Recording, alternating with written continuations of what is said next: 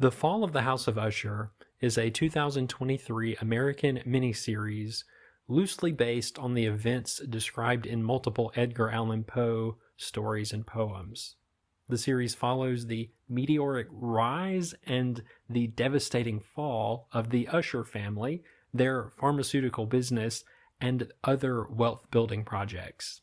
Each member of that family comes face to face with a mysterious woman who provides a cryptic warning to each of them to change their ways before each of the children and grandchildren face a gruesome death. The show received great reviews.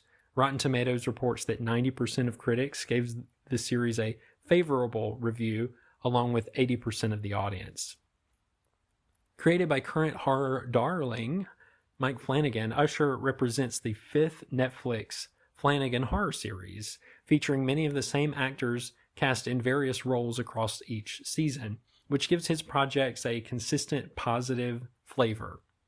Each series is similar in content, tone, style, and thus could, in my mind, be considered 5 individual seasons of the same show, with the genre being contemporary gothic horror. Mike Flanagin has worked on other notable projects like the horror movie Hush, as well as several Stephen King adaptation projects, and he's actually currently filming another show based on a Stephen King short story entitled Life of Chuck. Flanagin has set himself apart with his style of storytelling, which feels to me like the thinking man's horror genre, choosing to emphasize message over violence, dread over terror, and characters over trope. Viewers are invited to witness firsthand a series of tragedies that follow a Faustian deal made by the Usher family patriarch Roger Usher and his conniving sister Madeline, with death personified, played by the very captivating actress Carla Gugino. Flashback sequences sprinkled throughout the narrative reveal the origin story of how Roger and Madeline wrested their multi-billion-dollar company, Fortunato, from its original creator, murdering him by breaking him into a basement wall, and sacrificed their lives and future lives of Roderick's children and grandchildren for guaranteed supernatural success. Each of the 8 episodes is named after a work by Edgar Allan Poe, and astute viewers will notice similar plot points inspired by the respective writings. The title immediately cues viewers into the fact that they are watching a Greek tragedy of sorts, a genre which is literally defined by everyone dying by the end. And, of course, by the end of the show, only 2 of the main characters are actually still alive. Since Flanagin makes the viewer aware that they are watching a tragedy, the violent deaths are easily predicted. So only 2 questions create tension for this plot. The first question is who survives, and the second question is, do any of the victims learn anything from their wicked ways? Almost every Usher family member begins the narrative as an irredeemable monster, and is often the case in the real world. They die the same way they lived. People who live as monsters tend to die that way, and people who lived as good people tend to die a good and happy, peaceful death. From a storytelling perspective, this is a pretty risky move. If the characters are too unlikable, then viewers will actually want them to die and cheer when they do. Flanagin walks a tightrope, and he almost loses control of that narrative because of this fact. The first 2 episodes in particular are especially gruesome and pretty explicit, and I actually found myself wondering, why should I invest 8 hours watching a story full of horrible, wealthy scumbags receive their comeuppance? Why would I want to watch that?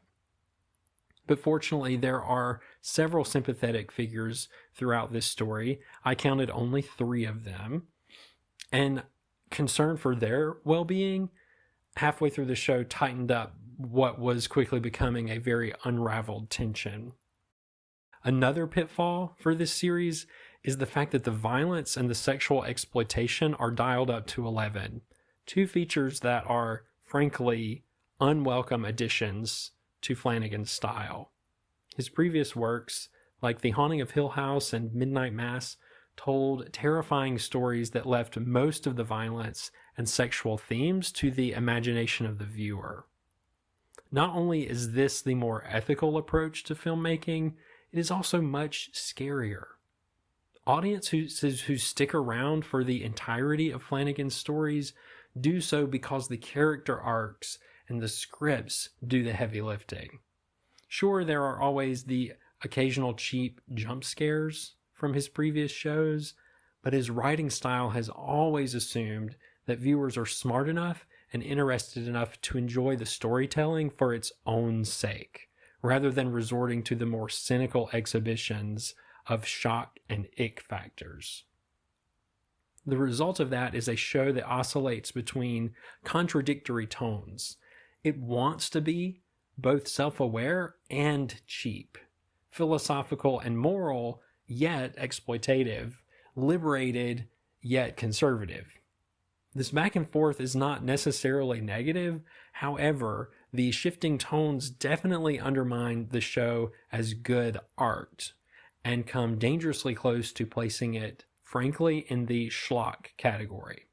So much of the explicit violence is unnecessary, and the sexual licentiousness of the characters of Prospero and Camille and Tamerlane indicates a lack of creativity on the part of the storytellers. Some may point out that the narrative does criticize this character flaw in each of them by the fact that they all die terrible deaths, but this argument is unconvincing to me. Giving a character multiple sexual perverse habits, it doesn't make them interesting. Quite to the contrary, I think a person's sexual desires are base and they're common to all humans and are thus arguably the least interesting feature about a person, especially in the 21st century where we talk about that all the time. The acting here is also all over the map. Carla Gugino is easily the star of this show in her portrayal of the personification of death in the form of a woman named Verna. And that name, by the way, is an anagram for the word raven. And she steals every ounce of oxygen in every scene that features her. That was also the case in her role as Mrs. Crane in The Haunting of Hill House. As I mentioned, several actors are used in each season, and she appears in multiple seasons of these shows.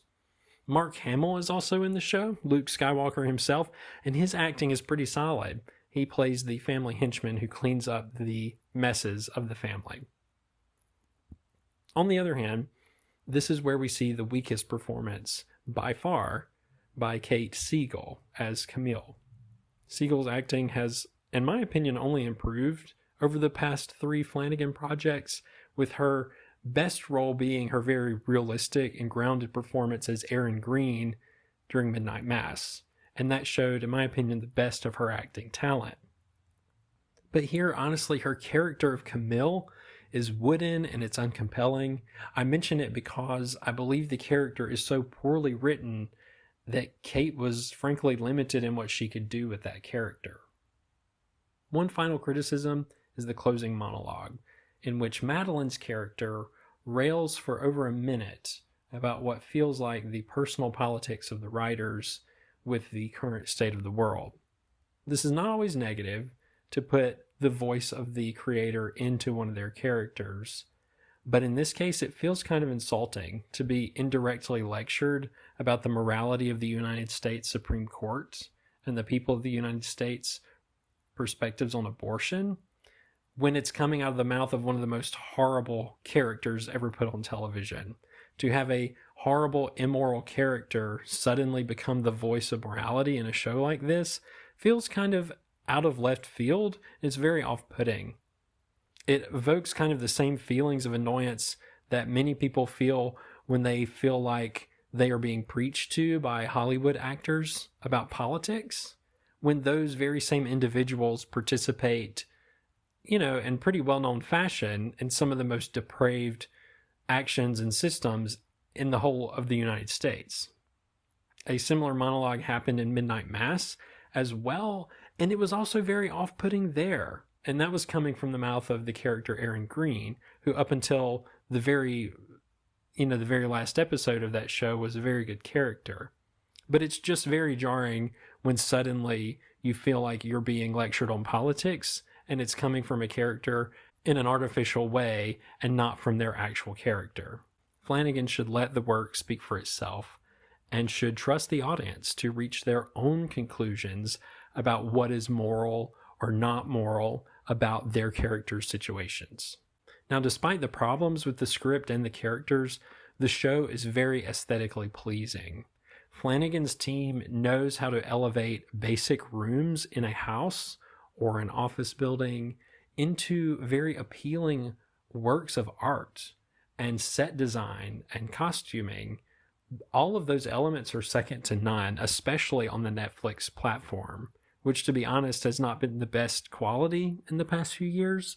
And so to see those really good elements here only makes it stand out even more positively. The soundtrack is also great. It adds to the tragic, kind of oppressive feelings that loom over the setting. All in all, The Fall of the House of Usher is a solid addition into the Flanagin extended universe, if you will. The violence and the sexual themes push the quality down a notch for me, and I wonder how many viewers actually stopped watching altogether because of those elements. I hope that this escalation into the explicit territory does not become standard for Flanagan's work, and that he can turn that energy into better character work and better dialogue in the future. As a tragedy, Usher works very well as a cautionary tale, and some viewers may even view its heavy-handed critique of the pharmaceutical industry in particular and crony capitalism, use that as an opportunity to examine current immoral practices that are clearly endemic to that industry. In other words, it's bringing awareness and shining a light on something that many people agree is probably full of corruption. For the mostly clever writing, clean visual style, and respectful use of the Poe canon, I give The Fall of the House of Usher 4 stars out of 5.